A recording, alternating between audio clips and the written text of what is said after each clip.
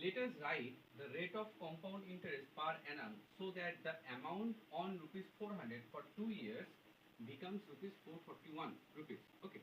তো এই যে অঙ্কটা এখানে আমাদের কি বলছে, the rate of compound interest বার করতে বলেছে per annum কত। আমি ধরে নিই let the rate of interest be r%। আমি রেট অফ ইন্টারেস্টটাকে r% ধরে নিয়েছি। therefore এটিসি কি হবে, অ্যাকর্ডিং টু দ্য কোশ্চেন বা কন্ডিশন আমরা দেখতে পাচ্ছি যে পি হচ্ছে 400, তাহলে 400 লিখলাম 1 প্লাস রেট অফ ইন্টারেস্ট আমরা আর ধরেছি r/100 হোল টু দি পাওয়ার কত বছর আছে, 2 বছর আছে, and after 2 years the amount will be 441, তো 441 লিখে দিলাম।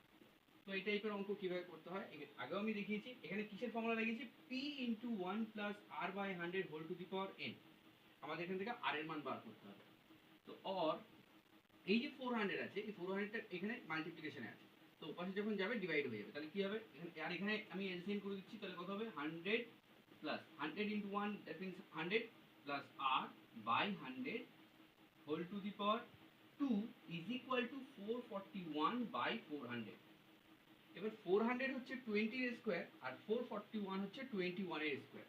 তাহলে আমি এটাকে কি লিখতে পারি, or 100 plus r by 100 whole square is equal to 21 by 20 whole square.